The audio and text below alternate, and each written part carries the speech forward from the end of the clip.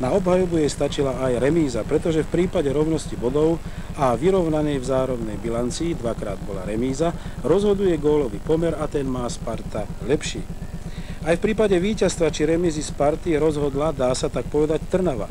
Tá totiž na jeseň vyhrala v Ostrave a pripravila Baník o 2 body, ktorému v našej lige doma povinnom víťazstve v tabuľke v boji o prvú priečku chýbajú. A z týchto záberov bolo vidieť, že Inter bol v úvode zápasu útočnejší. V Ostrave chýbal Danek, mal ľahký otras mozgu zo zápasu so Sláviou a Interu Bratislava pre zmenu Brezík. To bol Kramoliš, ale jeho pokus výborne zmaril Mikloško. Táto situácia vzrušila divákov, pretože Vrťo fauloval Moravca, ale rozhodca Christov 11 nezapískal.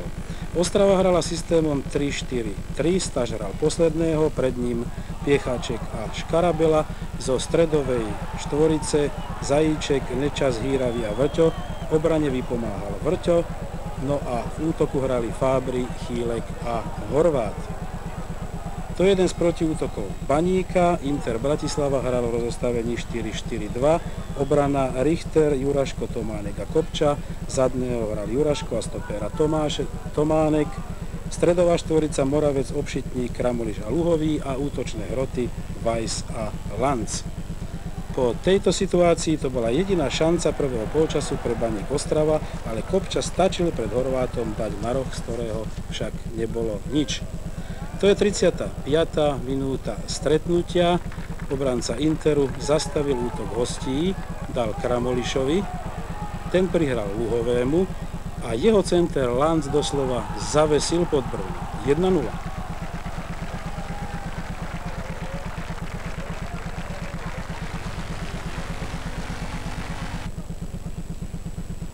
O chvíľu sa situácia, dá sa povedať, opakovala. Jeden z útokov Baníka, nepresná rozohrávka, ktorých bolo niekoľko, predovšetkým v útočnej fáze. A po tejto prihrávke Kramoliša Luhový, to uvidíme o chvíľu, dal tesne vedľa z vyloženej gólovej príležitosti. To je Kramoliš a Luhový.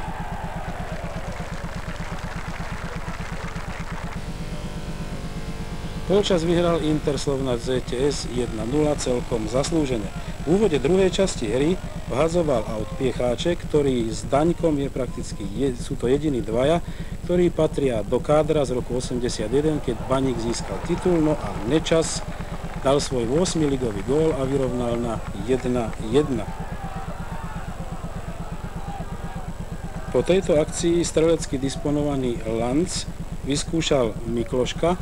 Tento zákrok sa určite trénerovi Milanovi Máčalovi páčil, ktorý bol na seminári v Nemeckej spolkovej republike v Duisburgu, kde prednášali takí tréneri ako Detmar Kramer, Jupp Derwall a Rainer Bonhof. No a určite využije Milan Máčala svoje poznatky aj v Ostrave, kde podpísal ešte na rok zmluvu. No ale určite sa mu už nepáčilo toto, čo vyviedol Mikloško, ktorý vybehol zo svojej brány tak akoby na tréningu, ale predsa sa mu len podarilo loptu dostať na roh.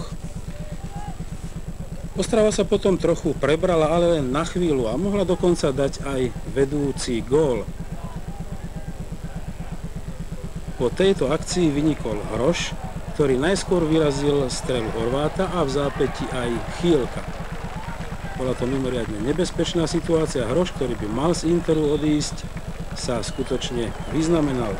No a potom prišlo to staré známe, aj keď možno už ošúchané, ale po koľkýkrát potvrdené, nedáš, dostaneš.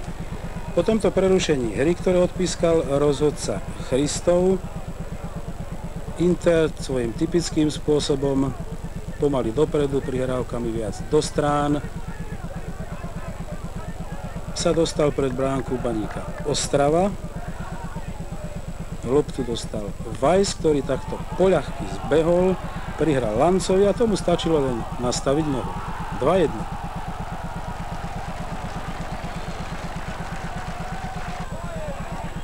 Potom sme videli hrubý zákrok Vrťa na Moravca, za čo dostal jedinú žltú kartu zápasu a pozrite sa, mohol byť rád, že to nebola červená.